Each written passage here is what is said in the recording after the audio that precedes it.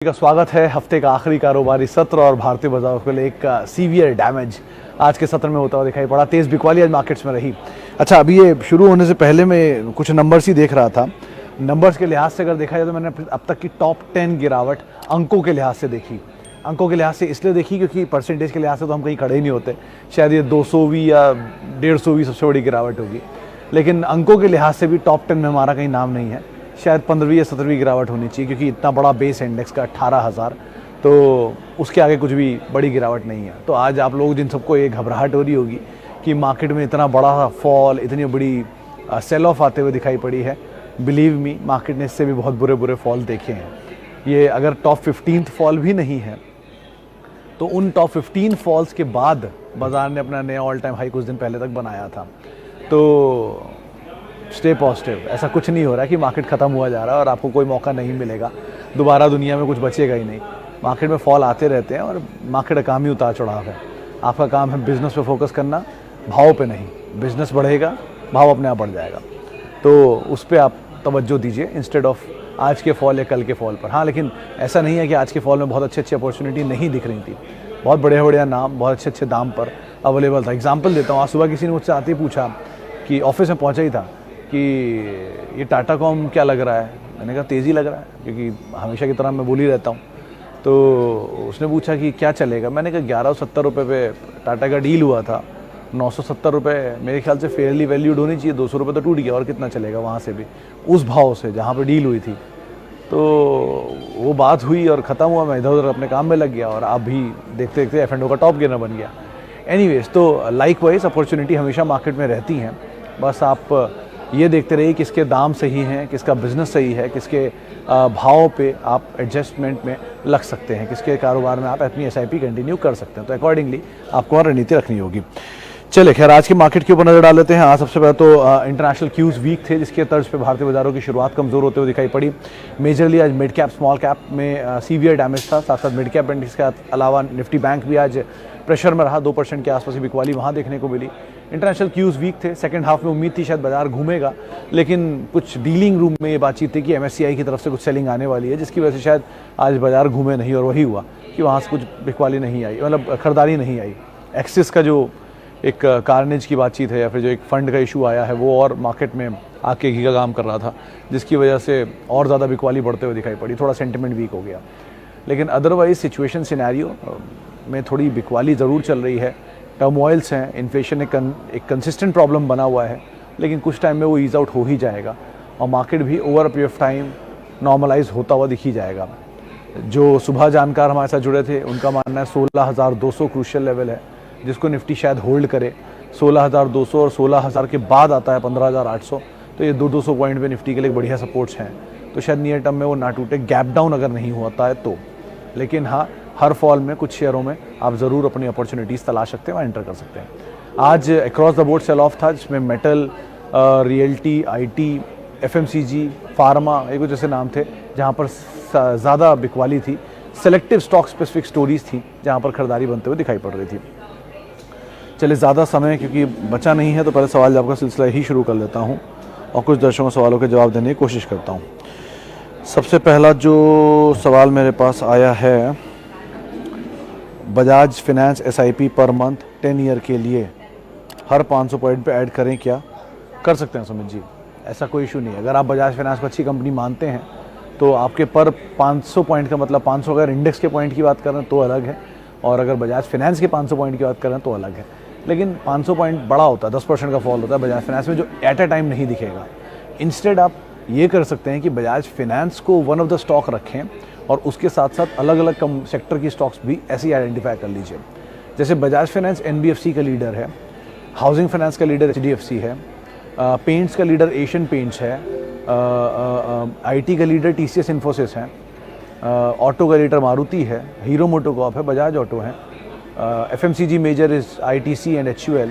इस तरह से अपने एक पोर्टफोलियो में अलग अलग स्टॉक रखिए और उनके साथ आप ऐसे ही बिहेवियर कर सकते हैं, SIP वे में उनमें एंटर कर सकते हैं हर फॉल में। तो उससे होगा क्या कि आपके पास एक समय पर एक शेयर ही होगा जो आपकी कॉस्ट के नीचे आएगा, या 2 शेयर होंगे या 5 शेयर होंगे जो कॉस्ट के नीचे आएंगे। कुछ ऑन द कॉन्ट्ररी कॉस्ट के ऊपर भी रहेंगे।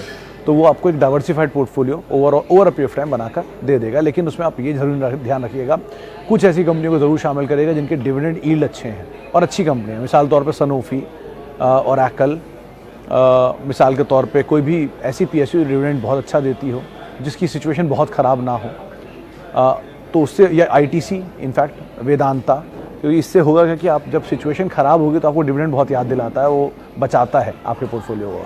तो मल्टीपल चीज़ों को का एक पूरा बुके बनाइए जिससे आपकी सिचुएशन उतनी ख़राब नहीं होगी जब बाजार टूटेगा तब। ओके,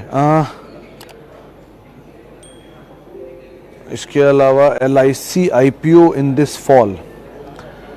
मलिक साहब, IPO के केस में मैं एक ही बात मानता हूँ, अगर सप्लाई इतने बड़े पेपर की आ रही है और कंज्यूम भी हो रही है, जो कल अपने आप में हिस्ट्री थी कि 21,000 करोड़ का IPO पूरा फ्लोट करा दिया गवर्नमेंट ने। PSU कंपनियों में एक ही ओवर रैंक हमेशा रहता है कि ऊपर के लेवल पे सेलिंग आती है, वो कोई भी कंपनी होगी उसमें आएगी, चाहे वो LIC हो, IRCTC हो, NBCC हो, ONGC हो, किसी भी कंपनी का XYZ गिन सकते हैं PSU में, सब में आती सेलिंग। तो वो एक कंसर्न ज़रूर रहेगा, लेकिन बाकी इस कंपनी से एज ऑफ नाउ कोई प्रॉब्लम नहीं है। आप उस पार्ट को अगर हटा देंगे तो लीडर है ऑब्वियसली हर चीज़ में। तो प्रीमियम सब मान रहे हैं 4 से 5% लिस्टिंग, और लॉन्ग टर्म के लिए अगर आप मान रहे हो तो सबकी सब्सक्राइब की राय है। ये बेसिक जिस्ट है जिसको आप फॉलो कर सकते हैं। अच्छा जी, एक्सेलिया काले एंड इंडस टावर। सर एक्सेलिया काले, अगर मैं गलत नहीं हूँ तो वो काले कंसल्टेंट पहले होती थी, जो फ्लाइट के लिए, जो हम फ्लाइट में बैठते हैं सामने सॉफ्टवेयर चल रहा होता है, वो यही बनाते हैं जिससे आप पूरी लाइट्स वगैरह एडजस्ट करते हैं उसके। एनीवेज, कंपनी ठीक है, लेकिन ये मेजर बिजनेस इनका एविएशन के ऊपर, और एविएशन ट्रबल में है, तो इसलिए इनको दिक्कत हो रही है। रही बात इंडस टावर की, तो इंडस के केस में तो सर डीजल की जो कॉस्ट है ना, वो इनके लिए मेजर इम्पैक्ट करेगा। इनकी टोटल कॉस्ट का 38% हिस्सा जो है वो डीजल से आता है, अगर आपको नहीं पता हो तो, क्योंकि टावर्स में डीजल बहुत लगता है और डीजल की कॉस्ट बढ़ी है तो इनकी इनपुट कॉस्ट हिट करेगी। प्लस इसमें वो एयरटेल की एक ब्लॉक का भी इम्पैक्ट था। तो ऐसे मल्टीपल हेडविंड्स की वजह से शेयर इतने प्रेशर में है। हेडविंड्स ईज आउट हो जाएंगे तो शेयर भी ईज आउट हो जाएगा, लेकिन सो फार इन दोनों में कंसर्न्स चलेंगे अभी। Okay, what is the right time to entry, hold और स्टार्ट? समीर सर, एक चीज़ मतलब आपने कभी रियलाइज़ की हो, मार्केट में, मार्केट बहती नदी की तरह होता है, ये आप रुकेगा कभी नहीं, ये हमेशा ही ऊपर नीचे, हमेशा ऊपर नीचे करता रहता है। तो आपको नदी में उतरना ही पड़ता है नहाने के लिए, और वो बहती नदी ही है।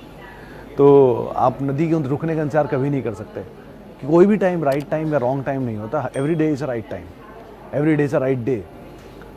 लेकिन आपका होराइजन, आपके गोल्स, वो सब कुछ डिपेंड करता है। आपने इंट्राडे के लिया और आपकी पोजीशन नीचे आ गई तो आपके लिए आज वो रॉन्ग डे हो गया। आपने लॉन्ग टर्म के लिए ले लिया और शेयर नीचे मिल गया और वो भाग गया तो आपके लिए राइट टाइम हो गया। तो हर शेयर में, हर मौके में कोई ना कोई लूज़र, कोई ना कोई विनर ज़रूर होता है। तो अब आपके होराइजन पे, आपके इंडिविजुअल गोल्स पे बहुत कुछ डिपेंड करता है। सो ये सिचुएशन पे ही डिपेंड करेगा कि कब राइट टाइम है। लेकिन आपके, अगर आप सही चुनाव कर रहे हैं किसी कंपनी का, तो बहुत सारी अच्छी कंपनियां जो येलो पर हैं, बहुत सारी अच्छी कंपनियां 40% टूट चुके हैं। सुबह एक वो MNC की लिस्ट मैंने डाली थी, बहुत अच्छी 100 साल से पुरानी कंपनियां इंडिया में, वो इसीलिए बताई गई हैं कि 100 साल से इंडिया में ख़त्म नहीं हो रही हैं और देश भी बढ़ ही रहा है, तो वो भी रहेंगी ना, कहीं जा तो रही नहीं है। तो इसीलिए ऐसी तरह की कंपनियों को चुनिए जो बहुत अच्छी हैं और उनमें आप आराम से बने रहिए और उनका पार्ट बनिए बिजनेस का, तो over a period of time आप उसका रिवॉर्ड भी पाएंगे।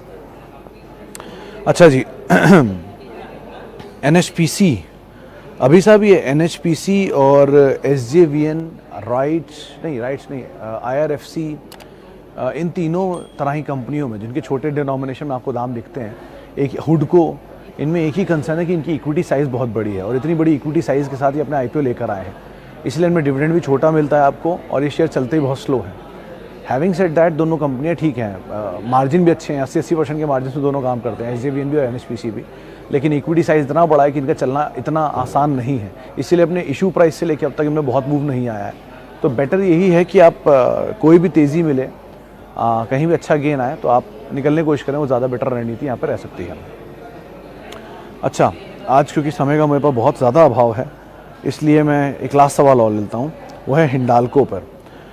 रवि जी का सवाल है हिंडाल्को पे। रवि जी, एक तो एल्यूमिनियम मेजर है, 2 बड़े एक्विजिशन जो इन्होंने किए हैं, नोवेलिस के और एक और एक्विजिशन किया है इन्होंने, उसका इम्पैक्ट तो आएगा, लेकिन अभी जो ये चल रहा है वो इसलिए चल रहा था क्योंकि जो एल्यूमिनियम के प्राइसेस भागे उससे इनकी रियलाइजेशन बेटर हो गए। कैपेक्स नया करा भी है इन्होंने अनाउंस, सिचुएशन यहाँ से थोड़ी ठीक ही रहेगी। लेकिन अगर मेटल में आप जाना चाहते हैं तो हिंडाल्को, टाटा स्टील, वेदांता 3 ही कंपनियाँ हैं जिनको आप पहली प्रेफरेंस दे सकते हैं, क्योंकि तीनों अपने अपनी स्पेस में मेजर हैं और ग्रुप भी अच्छे हैं, तो बने रहना ज़्यादा बेटर है। नीचे के लेवल पे आप ऐड भी कर सकते हैं। कंपनी के फंडामेंटल में एज ऑफ नाउ कोई दिक्कत नहीं दिखाई पड़ रही है। डेट थोड़ा हायर साइड पर है, वो प्रेशर कंपनी के मार्जिन के ऊपर ज़रूर क्रिएट करेगा। चलिए फिलहाल अब इतने ही सवालों को मैं शामिल कर सकता हूँ। माफ़ी बहुत सारे लोगों से, क्योंकि आज हम बातचीत ज़्यादा नहीं कर पाए हैं, और बहुत बहुत शुक्रिया उन सभी लोगों का जिन्होंने बातचीत की है। ये धनी के बारे में जो सवाल बार बार पूछ रहे हैं, इसमें एक ही जवाब दूंगा, अवॉइड ही करिए स्टॉक को। सिर्फ दाम की वजह से इसमें मत जाइए, सिचुएशन इतनी बेटर इनकी नहीं है। अवॉइड कर लीजिए, एक शेयर ही तो है, और बहुत सारे हज़ारों शेयर हैं, उनमें से कोई ढूंढ लीजिए, इसको अवॉइड कर लीजिए। अच्छा, happy weekend, enjoy your weekend, और आपसे मुलाकात होगी सोमवार को। रिलायंस के नंबर्स आज हैं, तो बहुत कुछ वहाँ डिपेंड करेगा कैसे मार्केट्स प्रिवेल करता है, लेकिन ठीक है, बहुत फॉल देखे मार्केट में, एक और सही क्या जा रहा है, इतना बड़ा भी नहीं है। आराम से आप लोग इसको मंडे को ट्रैक करिएगा, नॉर्मल हो जाएगी मार्केट कुछ दिन बाद। तब तक के लिए नमस्कार। आप मेरे साथ जुड़ सकते हैं @सुमित रिसर्च, मेरा ट्विटर हैंडल है।